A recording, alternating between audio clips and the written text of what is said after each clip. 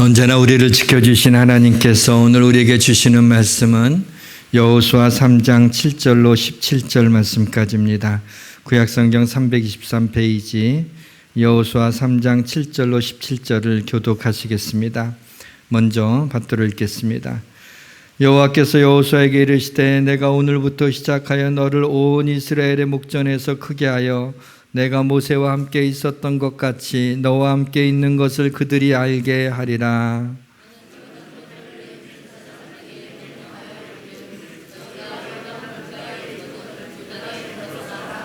여호수아가 이스라엘 자손에게 이르되 이리 와서 너희의 하나님 여호와의 말씀을 들으라 하고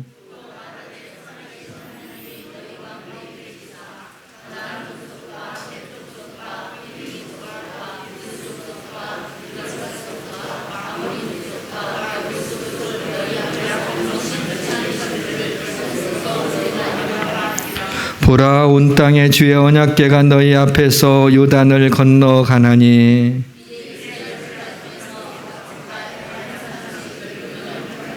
온 땅의 주 여호와의 궤를 맨 제사장들의 발바닥이 요단물을 밟고 멈추면 요단물 곧 위에서부터 흘러내리던 물이 끊어지고 한 곳에 쌓여 서리라.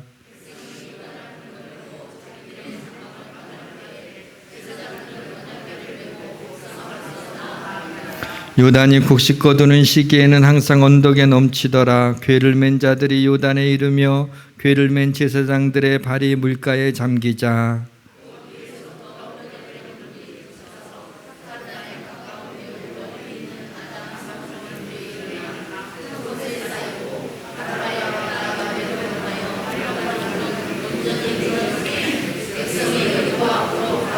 같이 있습니다. 여호와의 언약궤를 맨 제사장들은 요단 가운데 마른 땅에 굳게 섰고 그 모든 백성이 요단을 건너기를 마칠 때까지 모든 이스라엘은 그 마른 땅으로 건너갔더라. 아멘. 우리 교회에 은혜의 강물이 범람하고 보좌로부터 흘러나온 생명수강이 영혼을 소생시키시고 생명나무의 잎사귀로 치유의 역사가 일어나기를 주님의 이름으로 축원합니다. 모든 것이 잘 될 것입니다. 이스라엘 백성들의 마음속에 늘 떠나지 않고 머물러 있던 꿈이 있었습니다. 아브라함 때부터 너무나 오래된 그런 꿈이었습니다. 바로 하나님이 주시겠다고 약속하신 젖과 꿀이 흐르는 약속의 땅 가나안에 들어가는 것이었습니다. 드디어 여호수아와 갈렙 그리고 광야에서 태어난 40세 이하의 광야 세대들의 눈앞에 가나안이 보였습니다. 이 광야 세대의 젊은이들이 가나안에 들어가서 살려면 가나안에 동화되지 않을 믿음이 필요했습니다. 광야 세대는 홍해 바다가 갈라져서 마른 땅이 되고 육지가 되어 그 땅을 바다를 육지같이 건넜다라고 하는 그 이야기를 부모 세대로부터 듣기는 했지만은 자신들의 눈으로 보지는 않았기 때문에 그것을 믿지 않는 것은 아니지만 그렇게 확신이 없었습니다. 광야 세대의 젊은이들에게도 바로 이와 같은 기적이 필요했습니다. 요단강이 마른 땅이 된 것은 광야 세대의 믿음을 위한 하나님의 레슨이었습니다. 여호수아와 백성들이 시딤이라고 하는 곳에 베이스 캠프를 차리고 스파이 2명을 가나안 땅에 보내서 정탐을 하고 돌아오게 합니다.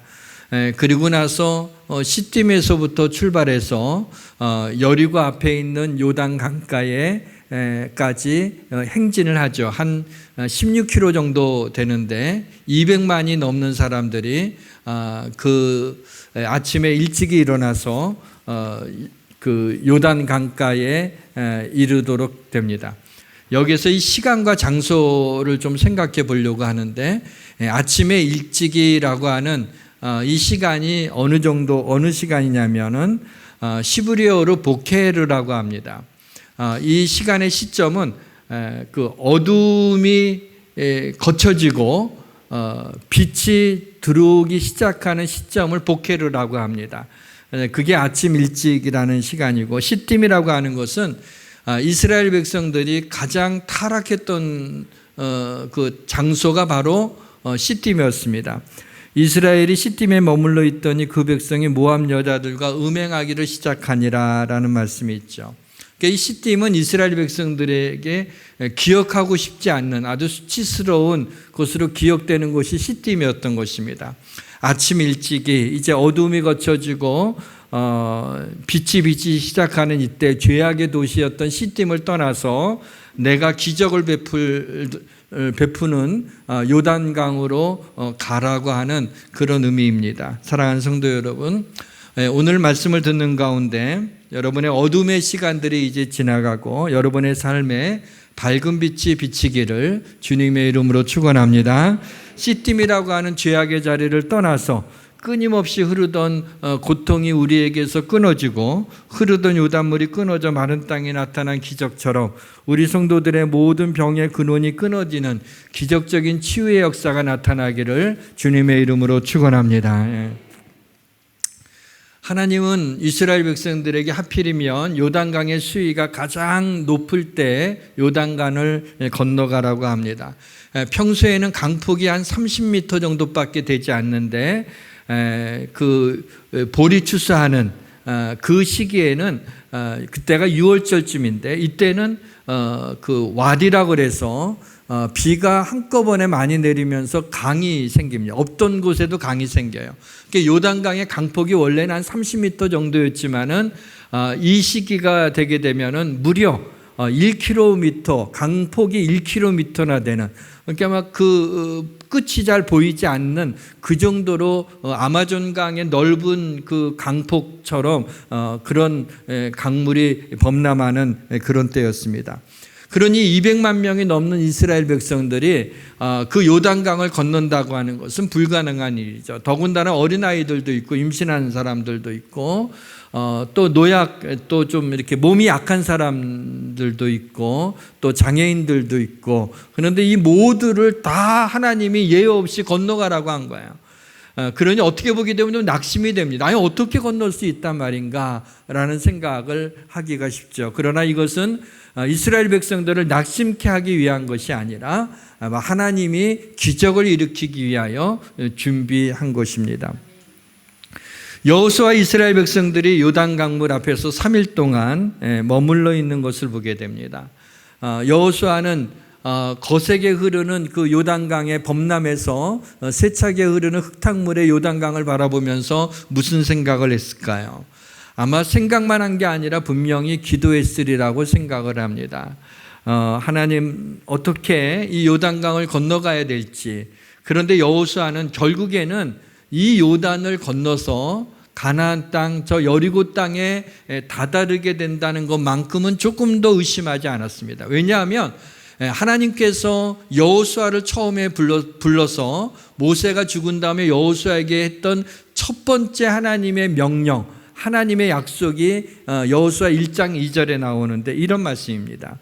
이제 너는 이 모든 백성과 더불어 일어나 이 요단을 건너 내가 그들 곧 이스라엘 자손에게 주는 그 땅으로 가라 라고 하는 말씀의 약속을 받았거든요. 그러니까 처음 하나님이 주신 명령이었어요. 그 약속이었어요. 내가 주는 그 땅으로 요단을 건너서 들어가라는 겁니다.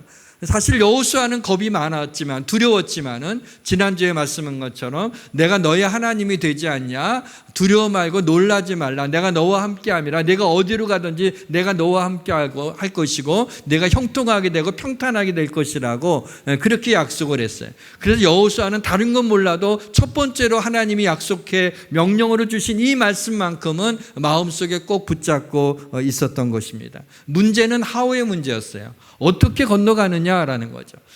배를 만들 수도 없어요. 200만 명이나 되는 사람들을 태울 배를 어떻게 그 당시에 기술로 만들 수 있겠습니까? 그렇다고 헤엄쳐서 건너갈 수도 없는 것이죠. 다리를 놓을 수도 없었어요. 어떻게 이 요단강을 건너가야 될지 여호수아도 이스라엘 백성도 아무도 알지 못했습니다. 건널 수 없지만 건너야만 했습니다. 왜냐하면 이스라엘 그 광야 세대의 미래가 바로 가나안 땅에 있었기 때문이죠. 여호수아는 3일 동안 기도하면서 하나님께서 그동안 이스라엘 백성들을 어떻게 인도해 주셨을까라는 것을 묵상했을 것입니다. 여호수아가 세차게 흐르는 강물 앞에서 분명히 하나님께서 이 요단을 건너 가나안에 들어가게 하시라는 것을 믿지만 과연 어떻게 건너가야 될지 몰라서 하나님 앞에 기도하고 있는 이 여호수아의 모습을 가만히 다가가서 쳐다보고 있으면서 과연 무슨 기도를 했을까? 여호수아가 그때 가지고 있었던 책에 모세오경이 있다고 그러지 않았어요? 아마 그 성경책을 보면서 기도했으리라고 생각해요. 그래서 하나님께서 이스라엘 백성들을 애굽에서부터 인도하여 광야까지 인도해 주실 때 하나님이 그 위기마다 어떻게 인도해 주셨는지를 말씀을 보지 않았을까. 그래서 저도 출애굽기를 읽어 내려가기 시작을 했습니다. 그러다 출애굽기 33장에 이르러서 여호와께서 이르시되 내가 친히 가리라, 내가 너를 쉬게 하리라 라고 하는 말씀을 보게 되었습니다. 사람의 힘으로 건널 수 없는 곳이라면 하나님의 능력으로 건널 수 있지 않나. 하나님이 친히 가신다면, 하나님이 함께 하셔서 하나님이 앞서 가신다면 하나님이 그 요단강을 건너게 하실 것이 아닌가라는 그런 생각을 해보게 되었습니다. 그래서 아마 여호수아도 사람의 힘으로 건널 수 없는 그 거센 강물을 바라보면서 도저히 어떻게 건널 수 없구나라고 할 때 하나님이 친히 가리라, 하나님의 능력이 임하면 건널 수 있겠다라고 하는 믿음이 생기지 않았겠습니까? 그렇다면 중요한 것은 하나님의 임재였어요. 하나님이 나와 함께 하시는가라고 하는 거죠. 그래서 그 답은 언약궤였습니다. 여호와의 언약궤가 그 3일 길에 앞서가며 그들의 쉴 곳을 찾았고, 하나님의 언약궤, 여호와의 언약궤는 하나님의 임재를 상징하는 것이죠. 그래서 이스라엘 백성들이 광야길을 걸어갈 때도 제일 앞에 언약궤가 가고 백성들은 그 뒤를 따라갔어요. 무슨 일을 하든지 하나님의 언약궤가 먼저 갔던 것입니다. 그리고 그 길을 인도하고 전쟁을 할 때도 하나님의 언약궤를 가지고 나가 승리를 했습니다. 여호수아는 하나님이 그의 백성들을 위하여서 광야에 길을 만드신 것처럼 바로 이 요단강에 하나님이 길을 만드실 것이라고 하는 확신이 들었습니다. 그걸 듣자마자 백성들한테 이렇게 명령을 하죠. 제사장들이 언약궤를 메고 가는 것을 보고든 너희는 그 뒤를 따르라. 너희가 이전에 이 길을 지나보지 못하였음이라 라는 이야기를 합니다. 이전에 지나보지 못했던 그 길을 너희가 가게 될 거다. 하나님의 언약궤만 따라가게 되면 너희가 여지껏 한 번도 가보지 못한 그 길을 걸어가게 될 것이다. 이 요단강은 바로 하나님이 역사하셔서 이 길에 어떤 길을 하나님이 만드실지는 모르지만은 그 길을 너희가 한 번도 지나가 보지 못한 그 길을 가게 될 것이다 라고 이야기를 합니다. 아마 여호수아의 생각에 하나님이 요단강물을 말리셔서 마른 땅이 나타나게 하시리라는 것을 알고 있었는지 모르고 있었는지는 모르겠어요. 그러나 분명한 사실은 이 요단 강물 가운데서도 하나님이 길을 내셔서 건너가게 하시리라는 것은 분명히 믿고 있었던 것을 알 수가 있습니다. 이번에는 여호와 하나님이 직접 여호수아에게 말씀하시는 장면을 보게 됩니다. 오늘 본문 7절과 8절인데 한번 같이 읽도록 하겠습니다. 함께 읽겠습니다. 여호와께서 여호수아에게 이르시되 내가 오늘부터 시작하여 너를 온 이스라엘 목전에서 크게 하여 내가 모세와 함께 있었던 것 같이 너와 함께 있는 것을 그들이 알게 하리라. 너는 언약궤를 맨 제사장들에게 명령하여 이르기를 너희가 요단 물가에 이르거든 요단에 들어서라 하라 그랬어요. 이번에 하나님께서 직접 여호수아에게, 여호수아가 기도하는 가운데 인사이트를 받은 게 아니에요. 하나님이 나타나셔서 여호수아에게 직접 하나님이 말씀을 주신 것입니다. 그러자 이 말씀을 들은 여호수아는 흥분을 감추지 못하고 백성들한테 이리 와서 너희 하나님 여호와의 말씀을 들으라 이렇게 말하면서 살아계신 하나님이 가나안의 7 족속을 쫓아내실 것을 범람하는 요단강을 기적적으로 건너게 되는 것으로 알게 될 것이다 라고 얘기합니다. 여기에 요단강을 건너는 것, 그 놀라운 기적도 중요하지만은 하나님이 여호수아에게 말씀하신 것은 그걸 통해서 이 요단강을 어떻게 한 번도 지나가 보지 못한 요단강을 건너므로 인하여 앞으로 가나안에서 맡게 될 모든 대적들을 하나님이 함께 하셔서 이기게 하시고 그 모든 가나안 땅을 차지하게 하시라는 그 증거로 요단강을 건너게 하시겠다고 하나님이 약속하신 거예요. 이전에는 범람하는 요단강이 두려움이었습니다. 그러나 이제는 범람하는 요단강에 이제는 하나님이 어떻게 건너게 하시려는지 아주 익사이팅한 마음을 가지고 하나님이 하실 일을 기다리고 있는 여호수아와 이스라엘의 백성들을 볼 수가 있습니다. 4명의 제사장들도 하나님의 언약궤를 메기 시작합니다. 하나님이 우리와 함께 하시고 이 언약궤가 바로 하나님의 임재를 상징하는 것이니까 세로 78cm, 가로로 170cm 정도 되는 뭐 그렇게 크지 않은 그 언약궤에 고리를 갖다가 만들어서 막대기를 끼우고 4명의 제사장이 어깨에다 메고 이제 신발을 벗고 맨발로 그리고 흰옷을 입고 요단강에 들어가려고 합니다. 자칫 이 거센 물살에 발을 들여놨다가 넘어지기라도 하게 되면 이 언약궤를 잃어버릴 수 있다고 하는 그 생각이 제사장들의 등에 식은땀이 나게 했습니다. 그러나 요단 물가에 이르거든 요단강에 들어서라는 명령대로 궤를 맨 제사장이 주저없이 요단강물로 발을 내딛습니다. 제사장들의 발이 물에 잠기자 위에서부터 흐르던 물이 그쳤습니다. 좀 더 정확하게 보게 되면 제사장들의 발이 물에 잠겼기 때문에 위에서 흐르던 물이 멈추고 마른 땅에 나타난 것이 아니라 하나님의 언약궤를 맨 제사장이 요단 물가에 들어가게 될 때 하나님의 언약궤가 요단강에 들어설 때 하나님의 언약궤 때문에 물이 멈춘 거였습니다. 그것을 증거하고 있는 것은 여호수아 4장 7절에 나오죠. 요단물이 여호와의 언약궤 앞에서 끊어졌나니 곧 언약궤가 요단을 건널 때 요단물이 끊어졌으므로, 그러니까 하나님의 언약궤가 들어가게 될 때 요단물이 끊어졌다는 거예요. 그러니까 제사장들의 물론 믿음도 있었지만은 그 제사장의 믿음 때문에 끊어진 것이 아니라 하나님의 임재하심 때문에 위에서 흐르던 물이 끊어진 것을 이야기하고 있는 것입니다. 바로 위에서 흐르던 물, 그것이 컷오프 됐어요. 완전히 끊어지게 됐어요. 왜냐하면 언약궤는 온 땅의 주의 언약궤이기 때문입니다.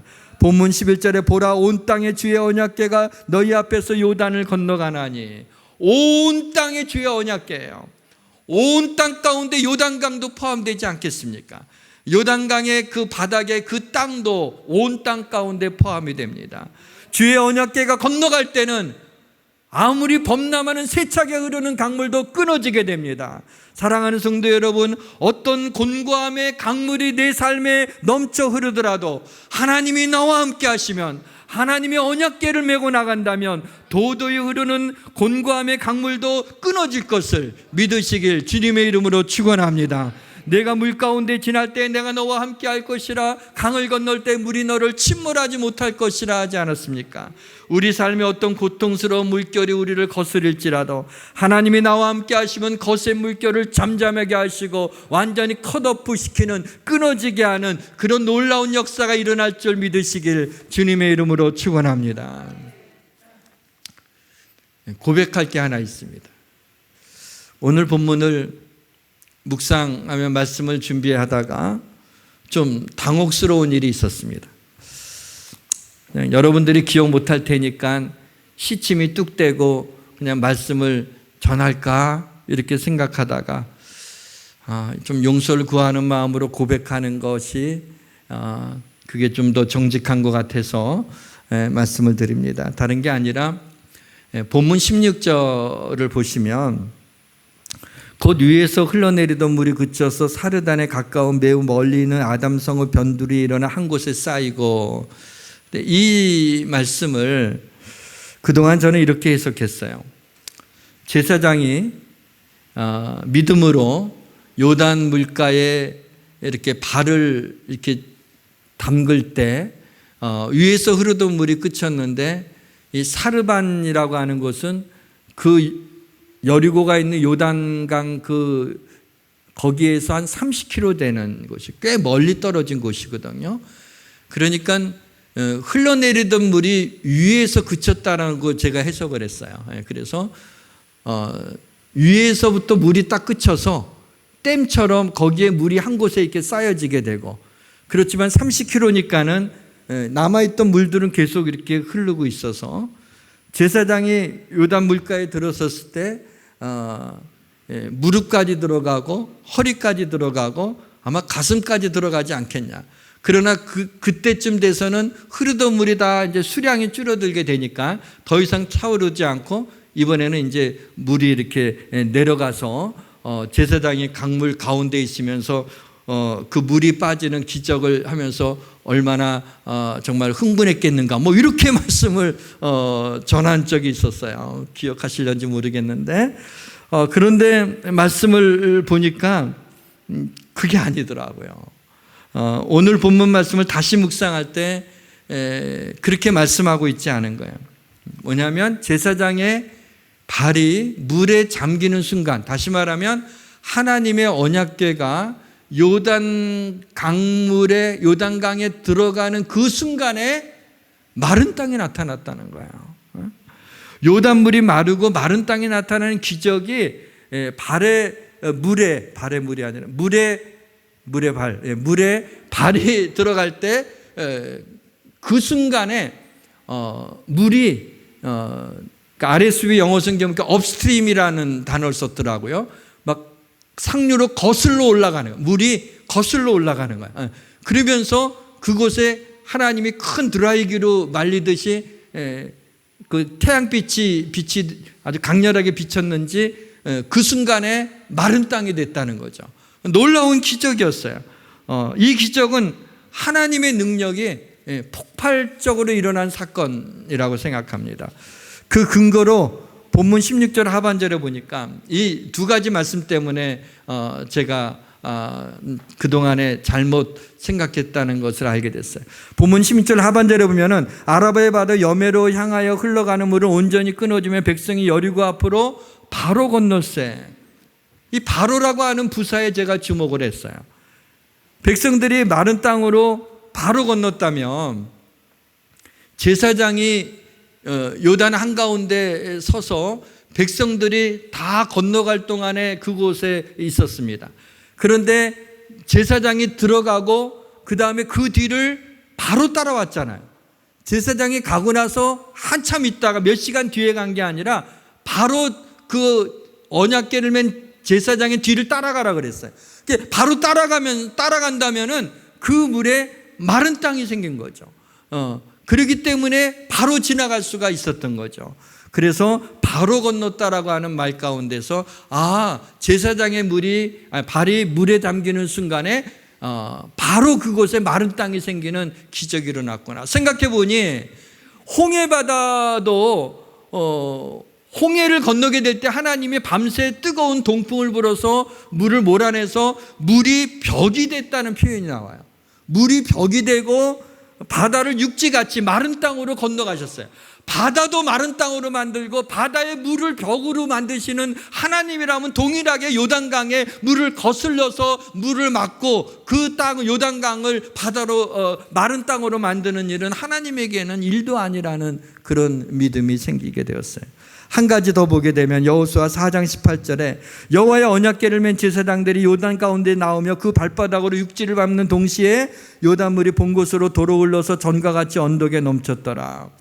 그러니까 제사장들이 마지막에 올라갈 때 그의 발바닥이 가나안 땅 여리고 땅에 발을 내딛는 순간 요단물이 본 곳으로 도로 흘러서 전과 같이 언덕에 넘쳤다.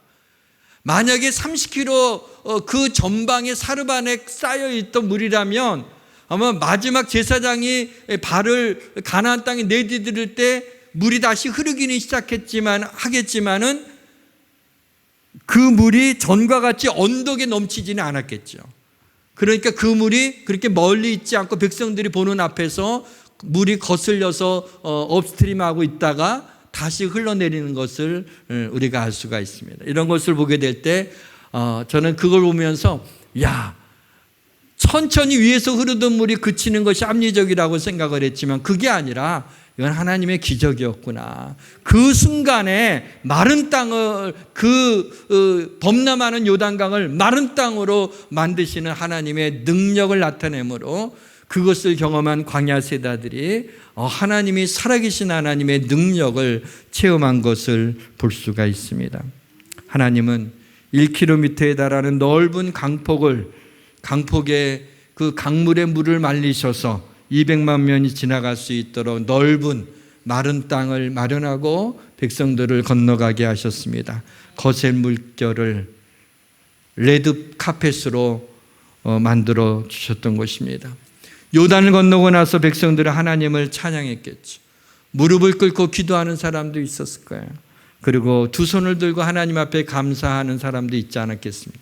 아니면 하이파이브를 갖다가 하든지, 아니면 함성을 지르는 사람도 있고 와 하고 놀라며 눈을 동그랗게 뜨고 있는 사람들도 있지 않았겠습니까? 어떻든 범람하는 요단강을 마른 땅으로 건너서 가나안 땅에 발을 내디뎠던 여호수아와 이스라엘 백성들의 그 감격이 어땠을까? 그런 감격으로 우리의 신앙생활을 해나가야 되지 않겠습니까? 이들의 믿음이 불타오르고 백성들은 믿음에 굳게 서서 여리고라고 하는 성을 만나지만은 그 성도 하나님이 무너뜨린 것을 보게 됩니다. 한 가지 더 짧게 생각해보고 말씀을 마치겠습니다. 설교 제목에서 인사이트를 얻은 건데요. 오늘 설교 제목이 요단을 건너입니다. 요단을 건너. 영어로 보면 크로스 더 조단 리버라고 나와 있습니다. 이 크로스라고 하는 말이 눈에 들어왔어요. 크로스가 동사로 쓰여지게 할 때는 강을 건너다라는 뜻으로 쓰여져요. 그런데 명사로 쓰여지게 될 때는 크로스는 십자가를 의미하는 거예요. 그렇다면 이 요단을 건너는 이 사건이 십자가와 어떤 함수관계가 있겠구나라는 생각을 하고 그런 렌즈를 끼고 말씀을 들여다보았습니다. 요단강을 건너는 이 이야기는 예수 그리스도의 십자가 이야기입니다. 언약궤를 제사장들이 어깨에다가 메고 요단을 들어갑니다. 어쩌면 범람하는 그 요단 강물에 들어가는 건 제사장의 입장에서는 아직 마른 땅이 되지 않았으니까 죽음을 각오하고 들어가야 될지 모르는 믿음이 요구되는 그런 일이었습니다.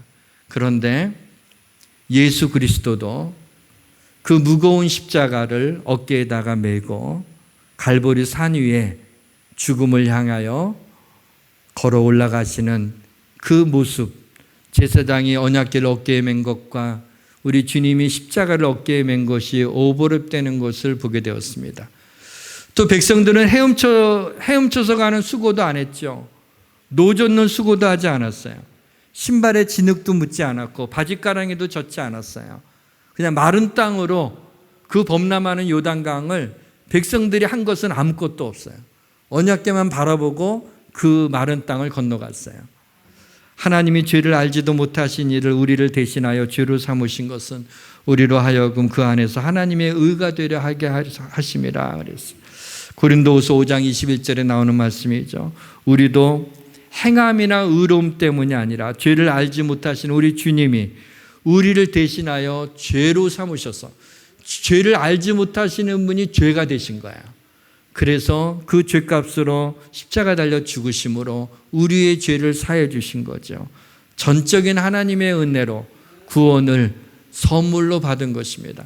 바로 요단강의 마른 땅을 아무 수고 없이 건너 약속한 가나안 땅, 천국과 같은 그 땅을 얻은 것처럼 우리가 이 땅에서 사는 동안 예수 그리스도의 그 십자가의 은혜는 우리의 공로가 아니라 주님의 온전한 은혜인 것을 보게 됩니다.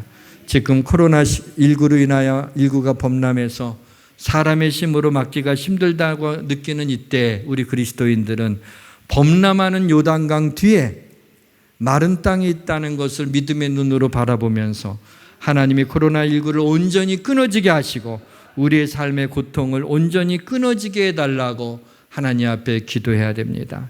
하나님의 언약궤가 하나님의 임재하심이 나와 함께 하심을 믿고 우리 성도들의 삶에 흐르는 모든 고통의 강물이 끊어져 마른 땅으로 요단을 건너시기를 주님의 이름으로 축원합니다. 기도하겠습니다. 하나님 아버지, 하루하루 근근히 버티지 않게 하시고 희망을 노래하며 영광의 날을 보기를 원합니다. 저항할 수 없는 하나님의 은혜에 사로잡기를 원합니다. 범람하는 요단 강물이 우리 앞에 있어도 하나님께서 우리와 함께 하시면 어떻게 하나님이 그 요단 강물을 말리우시고 하나님 마른 땅을 내어주셔서 이전에 지나가 보지 못한 그 길을 지나가게 하시는 하나님의 능력을 경험하게 하여 주옵소서. 예수님의 이름으로 기도합니다. 아멘.